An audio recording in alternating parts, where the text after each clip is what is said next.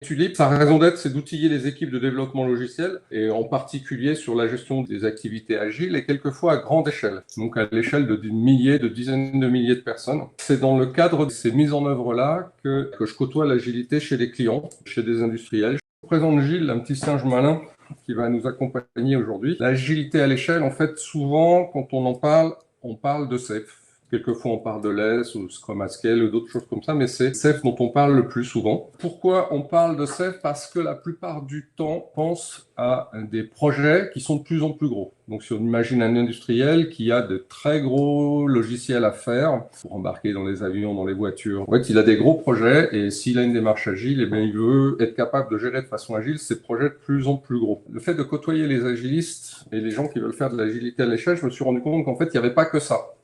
Donc le deuxième axe du passage à l'échelle, c'est le fait de mettre de plus en plus d'agilité. De plus en plus d'agilité sur des projets qui sont séparés, sur des projets qui vont vivre les uns à côté des autres. On peut parler de centaines, voire de milliers de projets agiles qui doivent interagir les uns avec les autres. Et ça, c'est une autre façon de voir le concept d'agilité à l'échelle. Et puis également, de plus en plus d'agilité dans les équipes. Ça, c'est pas anodin, c'est l'un des principes fondamentaux de l'agilité, c'est de s'améliorer en permanence. On boit un peu trop les gens qui se disent, bon, ben, on a fait un pas, puis ça y est, nous sommes agiles et on fonctionne comme ça, et le processus est figé. Bon. Et puis, il y a un troisième axe, de plus en plus de trucs à gérer dans nos projets. Le premier exemple, c'est des backlogs de plus en plus gros, avec des niveaux de maturité très différents, qui vont de la simple idée, la proposition de changement, la user story complètement établie, bien ficelée, etc. Donc, il y a tous ces éléments-là qui sont à prendre en compte, qui peuvent être extrêmement nombreux. Donc, la maturité, une user story, elle est jamais bien câblée du premier coup. On a toujours, j'imagine que vous avez déjà rencontré des cas comme j'ai une idée, je voudrais la mettre dans mon backlog, mais elle n'est pas suffisamment mûre pour la mettre dans mon backlog, alors je la mets à côté, etc. Donc, c'est toute cette gestion de maturité-là. Et encore une fois, quelquefois, c'est très vaste parce qu'entre l'idée, bonne ou mauvaise, peut-être qu'on exprime à un moment donné, jusqu'à la partie, c'est prêt à être programmé parce que c'est évalué, clair, etc. Il y a tout un tas de choses et quelquefois, il y a beaucoup de choses dans ces états un peu mouvants entre les deux. Et puis, il y a aussi des backlogs hétérogènes. Ça aussi, c'est fréquent chez les industriels. Des backlogs hétérogènes où les choses que l'on veut programmer sont de nature différente. Le grand classique, c'est la user story soft, hard, et puis système, par exemple. Donc des choses qui ont des natures différentes, qu'il faut prendre en compte. Et puis le dernier point sur le plus en plus de choses à gérer, c'est plus en plus d'intervenants. Donc l'une des pratiques assez sympas de l'agilité, c'est que ça fait parler les gens. Mais quand on a du monde, ça fait parler beaucoup de monde. Beaucoup de gens qui doivent travailler les uns avec les autres, qui ont à interagir quelquefois sur la définition des choses, qui ont des vues différentes, des rôles différents. Un marketeur, un PO, un client, un support sont pas des gens qui ont les mêmes points de vue, les mêmes rôles, les mêmes droits même. Dans ces années, on a observé les industriels se mettant progressivement à l'agilité, observé l'agilité qui grossit. C'est observer des mouvements sur ces trois axes. Ces trois axes sont complètement complémentaires les uns les autres. En réalité, quand on voit les entreprises qui ont l'ambition de mettre de l'agilité en œuvre, donc souvent déjà il y a une volonté, on veut mettre l'agilité à l'échelle, donc c'est quelquefois même un programme stratégique, donc ça c'est parfait. Et très souvent on vise SAFe. Je prends l'exemple de SAFe parce que c'est le plus connu, mais chaque fois que je vais citer le mot SAFe, mettez n'importe quelle approche d'agilité à l'échelle, ça fera à peu près la même chose. Mais là, on rencontre quand même dans plus de la moitié des cas, même peut-être largement plus. La question de l'agilité à l'échelle, c'est SAFe, tout le monde en parle, c'est assez bien documenté, il y a des formations, c'est pas trop mal. Donc on se pose la question, mais comment on va aller en haut de cette échelle pour aller chercher notre processus agile à l'échelle? Bon, en général, quand même, on commence par une première marche qu'est Scrum. C'est bien, c'est reconnu, ça marche, tout le monde est à peu près content de Scrum. Globalement, il y a unanimité sur le fait que ça fonctionne. Dans les faits, pas toujours. Et ça, c'est drôle à regarder. Dans les grosses boîtes, Scrum marche pas si bien que dans les petites. Donc Scrum, ça marche pas toujours si bien que ça dans les grosses boîtes. Et ce qui est très drôle, et là je l'ai caricaturé un peu, ce qui est très drôle, c'est que le feedback qu'on a derrière, c'est normal que Scrum ça marche pas. Scrum c'est fait pour les petites équipes, et nous on est 50 ou 100 ou 200. Et donc la conclusion normale, c'est que si Scrum marche pas comme on voudrait dans notre grosse boîte, c'est donc qu'il faut qu'on passe à SAFe. Ce genre de réflexion, je l'ai vu plus fréquemment que je n'aurais souhaité, je vais le dire ça comme ça. Scrum, donc c'est la gestion, c'est comment on s'organise. Scrum n'apporte pas d'approche sur comment on développe. Donc pourtant c'est fondamental, surtout de façon globale, c'est fondamental de s'équiper aussi d'un point de vue outil. Je parle d'outils méthodologiques, de façon de faire sur le développement.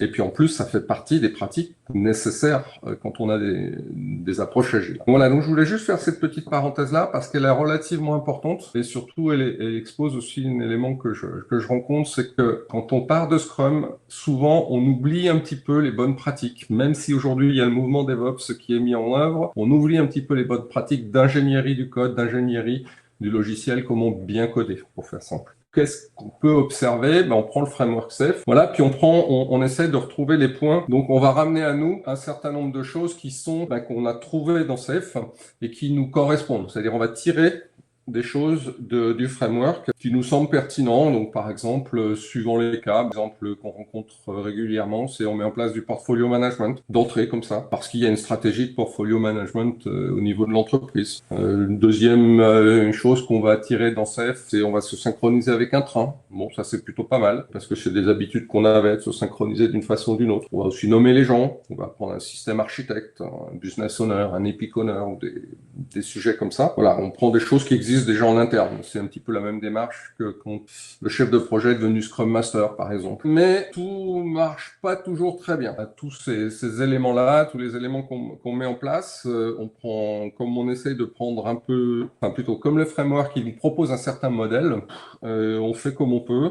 Ça marche pas très bien, sauf si on décide de tout prendre. Donc là, c'est une autre approche. Mais mine de rien, on vit avec ça. Par contre, moi, et là, c'est les gens que j'ai croisés, les gens qui ont tenté des approches d'agilité à l'échelle avec ce genre de système, c'est-à-dire on prend une méthodologie et puis on essaie de se l'approprier. Dans les cas que moi j'ai rencontrés, j'ai toujours eu exactement le même constat. Ils sont pas allés au bout, ça n'a pas fonctionné. Et mon point de vue sur le sujet, c'est pas parce que les méthodes sont mauvaises, c'est pas parce que Safe est mauvais. D'ailleurs, moi, j'aime plutôt bien Safe. Je fais partie des gens qui mettent un plus que de moins dans Safe. C'est une collection de bonnes pratiques. Bon, c'est vrai que c'est un peu lourd, mais ça reste une approche et que peut-être pas agile proprement, strictement parlant, mais qui est une approche qui permet l'alignement au sein d'une entreprise que je trouve assez intéressante. Voilà. Bon, toujours est-il que le problème, c'est que ça marche pas. Moi, je n'ai jamais rencontré de mise en œuvre de processus agiles qui ont fonctionné quand ils ont été pris d'un coup dans la globalité comme ça. Et la raison, c'est que ce dont on a besoin, mon premier constat, ce dont on a besoin, c'est pas forcément l'agilité à l'échelle. Et c'est pas la plupart du temps de mon constat, ce dont les entreprises n'ont besoin, c'est ce que j'écris en gras, ça n'est pas d'agilité à l'échelle, mais c'est davantage d'agilité. Donc davantage de culture. Ça, c'est vraiment le premier point. C'est la culture agile. On ne peut pas envisager de mettre en place des processus d'amélioration si on n'a pas une amélioration agile, si on n'a pas cette culture-là, la culture des bonnes pratiques, la culture des échanges, l'amélioration continue, du pas à pas, de la valeur livrée, enfin bref, tous ces éléments-là. Donc ça, c'est vraiment culturel.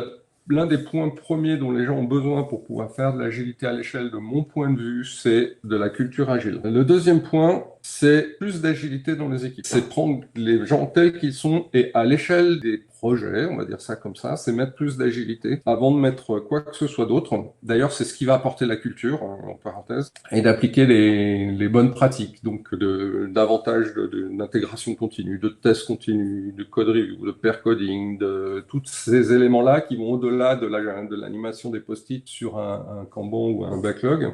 On encourage les gens à aller voir du côté de XP et du craftsmanship sur ces éléments-là. Donc la deuxième chose, c'est d'apporter plus d'agilité dans les équipes. Et le dernier point, c'est de poser la question, mais en fait, quel problème que vous cherchez à résoudre? Et quand on pose le problème, enfin plutôt la réponse, elle est jamais on cherche à déployer l'agilité. Le vrai problème, là où on encourage les gens d'aller chercher les éléments, c'est d'aller chercher votre vrai problème, c'est quoi? C'est que vous voulez un meilleur time to market, vous voulez une meilleure qualité de vos produits, vous voulez que vos clients soient davantage contents, vous voulez plus de marge, plus de valeur livrée, mais bref, vous avez autre chose à aller chercher. Et si vous savez pas pourquoi, en fait, vous saurez pas ce qu'il va falloir mettre en place et vous saurez pas quels sont les éléments sur les trois axes dont j'ai parlé, les solutions, les approches adéquates à mettre en place sur les trois axes et au final, faire en sorte que les gens sur ces différents axes d'amélioration trouvent leur propre chemin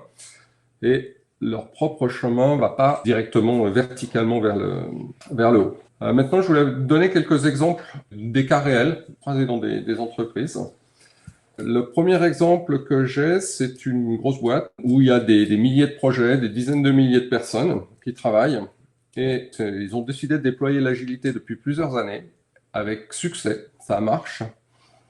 Et eux, la clé pour eux, c'est uniquement d'avoir mis des backlogs multiniveaux, c'est-à-dire des backlogs qui s'enquillent. Le backlog projet, il est alimenté par des backlogs qui viennent en amont, qui sont alimentés par des backlogs qui vont en amont, etc.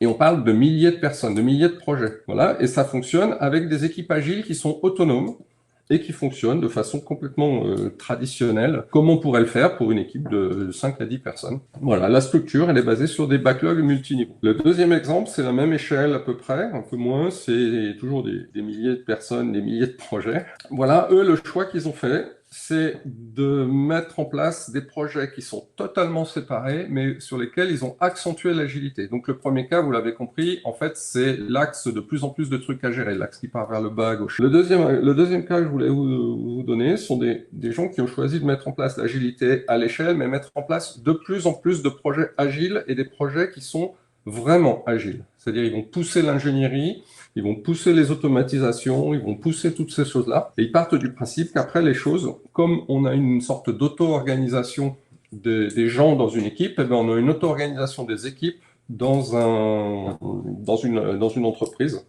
Ça, c'est quelque chose en cours. On n'a pas encore le bilan de ça, parce que ça démarre. Moi, j'aime assez bien cette approche-là. Voilà, le troisième exemple, c'est aussi une grosse boîte avec des milliers de personnes et des milliers de projets. Là, l'approche était de déployer safe. C'est une approche de déployer safe, donc axe vertical. Par contre, le choix, c'était de réduire ça à moins d'une centaine de personnes et d'y aller progressivement, pas à pas. Et donc, ce que je trouve intéressant, ça c'est en cours, ça marche. Je considère que c'est une approche qui marche. Et l'un des points intéressants que je trouve derrière ça, c'est qu'ils ont mis 2 ans pour passer de Scrum à Safe Essential. C'est-à-dire 2 ans, c'est un temps assez long, pour aller pas à pas au premier niveau de safe. Voilà, c'est un autre exemple qui fonctionne en ayant réduit en fait le scope. Donc voilà 3 exemples de gens que j'ai croisés dans la vraie vie. Un quatrième, j'ai croisé dans la vraie vie aussi. Donc là, c'est une grosse boîte aussi, toujours, qui a pris, là par contre, c'était une décision managériale, top-down, de déploiement de safe généralisé. Ça marche. Les projets se font. Donc vraiment, l'approche globale top-down de déploiement de safe pour tout le monde, c'est quelque chose qui fonctionne. Par contre, ce qui est intéressant, c'est qu'au bout de 3 ans, je crois, leur constat, c'est qu'ils n'ont rien amélioré. Les projets marchent, ni mieux ni moins bien qu'avant, ça marche. Et ils ont constaté quelque chose, c'est qu'en fait, ils avaient perdu de l'agilité. Et ça, je trouve ça intéressant. J'ai pas creusé plus que ça, j'aimerais beaucoup pouvoir le faire. J'ai pas creusé plus que ça, mais ils ont constaté que ils y sont arrivés, que ça n'a pas amélioré et qu'ils ont perdu ce qu'ils avaient avant en flexibilité, en agilité. Et ça commence un peu à râler, mais les problèmes ne sont pas techniques ni de qualité, ils sont plutôt sociaux dans ce cas-là. Donc pour terminer, j'ai vu dans l'invitation que je vous donnais 5 clés. Alors j'ai sorti 5 clés pour conclure. Donc la première clé, de mon point de vue, c'est de l'agilité, c'est d'abord une culture, que ce soit petite à grande échelle, c'est des pratiques, des habitudes, des échanges. Évidemment, ça vous le savez puisque vous êtes pour la plupart des agilistes. C'est de la confiance. Et ça, c'est un point que je rajoute. C'est la culture de la confiance, confiance dans les gens, confiance dans nos partenaires, confiance entre les équipes, confiance de l'entreprise dans les équipes, dans leurs clients, etc. Mais c'est une question de culture. Donc le deuxième point, c'est que pour faire les choses en grand, en fait, il faut apprendre à faire les choses en petit. Et je dis ça on le voit assez souvent chez les approches agiles, mais c'est intéressant d'observer dans les grandes boîtes c'est quelque chose qu'elles ont du mal à faire.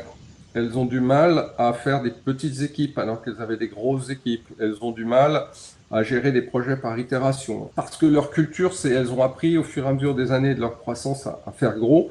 Et je me pose même la question, est-ce qu'elles n'ont pas peur de faire petit? Parce que ça peut donner l'impression que les choses sont moins contrôlées. Ça, c'est vraiment une question que je me pose. Le troisième point, c'est réapprenons à nous tromper en se plantant. Évidemment, essayer, faire des erreurs, détecter les erreurs, corriger. Et voilà, avec une chose fondamentale, ce sont pas les méthodes. Il y a un clavier qui crépite pas mal. Là. Ce sont pas les méthodes qui évitent les erreurs, c'est l'expérience. Donc l'expérience, ça s'apprend en essayant, en ajoutant, en essayant, en corrigeant, en prenant ce qui marche, en faisant améliorer les choses, etc. Puisqu'il faut parler d'échelle, j'ai un quatrième point sur le fait de monter quand même à l'échelle. Mais moi, je ne monterai pas à l'échelle les processus, mais l'automatisation. Ça marche bien quand on fait faire à la machine ce pourquoi la machine est très forte, c'est faire des choses stupides de façon très intense, à grande échelle, répétitive, etc., etc. La machine sait parfaitement faire ça et on en a beaucoup besoin quand on veut faire des projets à grande échelle. Donc intégration continue, permanente et totale, tout le temps entre toutes les équipes, voire commune. Très intéressant de voir les gens qui mettent en place des stratégies d'intégration continue où l'intégration continue elle est partagée dans toutes les équipes. Voilà, tests automatisés, tests continus également. Bon, bah, c'est ce qu'on trouve derrière les mots-clés le mot-clé DevOps aujourd'hui d'une certaine façon pour rendre opérationnel le développement. Un petit truc que j'aime bien proposer aux équipes sur ces sujets-là, c'est faites en sorte que tout nouvel arrivant dans votre équipe de développement soit capable de faire sa première contribution en moins d'une heure. Donnez-vous ce challenge-là, parce que si vous arrivez à faire en sorte que quelqu'un qui arrive soit capable de faire sa contribution en moins d'une heure, ça veut dire qu'il y a plein de choses qui ont été automatisées en commençant par, bien entendu, par la construction des produits, mais la création de l'environnement, de développement, etc. Et puis le dernier point, faut pas être seul. On se plante complètement quand on est seul. Les gens qui mettent en place l'agilité en lisant les bouquins, à mon avis, ça marche pas. On se plante et on n'a pas la capacité de voir ce qui nous arrive quand on est dedans, évidemment. Voilà, donc 5 clés à discuter, à débattre.